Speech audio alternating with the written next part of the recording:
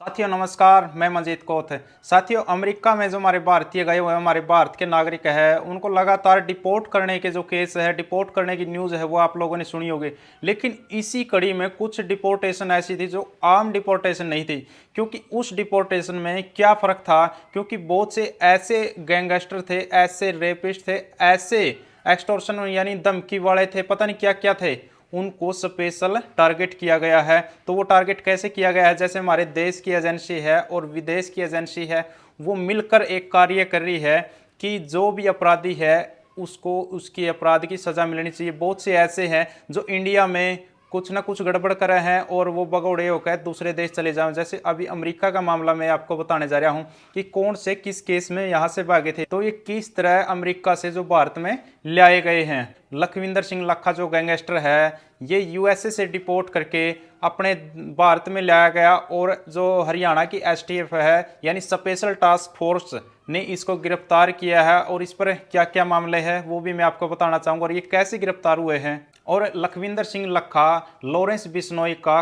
करीबी सहयोगी है और इस पर एक्सटॉर्शन, फायरिंग, धमकी, हत्या की कोशिश जैसे गंभीर मामलों में जो इस पर केस दर्ज हैं। और पहला ऐसा मामला माना जा रहा है कि जो अमेरिका से डिपोर्ट हुए और अपने हरियाणा में अपने देश की धरती पर अपने भारत में इनको गिरफ्तार किया गया है। पहला ऐसा केस बताया गया है कि एसटीएफ ने गिरफ्तार किया है। एसटीएफ, सीबीआई, इंटरपोल के सहयोग से ही ये सफलता मिली है जो ऐसे गैंगस्टर को पकड़ा गया है। गैंगस्टर अनमोल बिश्नोई जो लॉरेंस बिश्नोई का भाई है, इसको भी अमेरिका से डिपोर्ट किया गया है और डिपोर्ट करने के बाद भारत लाया गया।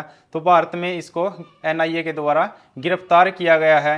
तो क्या कुछ इस पर मामले हैं। बाबा सिद्ध की हत्या केस, मूसेवाला मामला, जो सिद्धू मूसेवाला का मामला था वो, और बड़े आतंकी अपराधों जैसे आरोप है। और ये अमेरिका की बात करें तो फेक डॉक्यूमेंट के साथ में वहां पर अमेरिका में रह रहा था और अमेरिका में जो उनकी दरपकड़ शुरू हुई, अमेरिका में ये पकड़े गए। अमेरिका में पकड़ने के बाद अपने इंडिया इनको वापस लाया गया। तो अमेरिका से भारत लाने के बाद जो भारत में एनआईए और अपनी जो एजेंसियां है उन्होंने इसको गिरफ्तार कर लिया। एयरपोर्ट पर जब कदम रखा तो वहीं पर जो एनआईए है, एनआईए ने इनको गिरफ्तार कर लिया। अब तक कितने भारतीयों को डिपोर्ट किया जा चुका है? जनवरी 2025 से दिसंबर 2025 तक लगभग 3,258, यानी विदेश मंत्री ने संसद में बताया कि 3,258 जो भारतीयों को डिपोर्ट किया गया है। ये 3258 की जो संख्या है, ये संख्या जो पिछली साल है, पिछली जितनी भी सालें गई उनसे काफी ज्यादा, उनकी तुलना में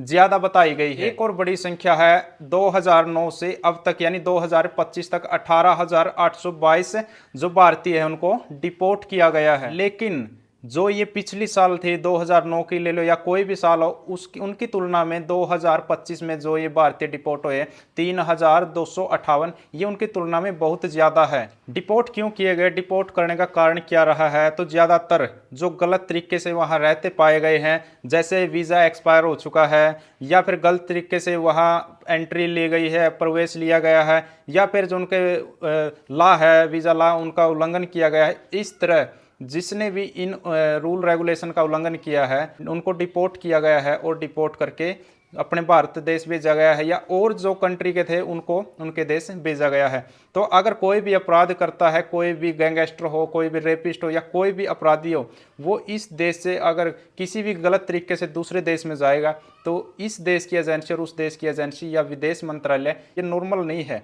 ये बड़े बड़े अपराधी हैं जिनको भारत लाया गया है। तो इस केस में, इस मामले में, इस डिपोर्टेशन में आपकी क्या राय है? कमेंट बॉक्स में ज़रूर देना।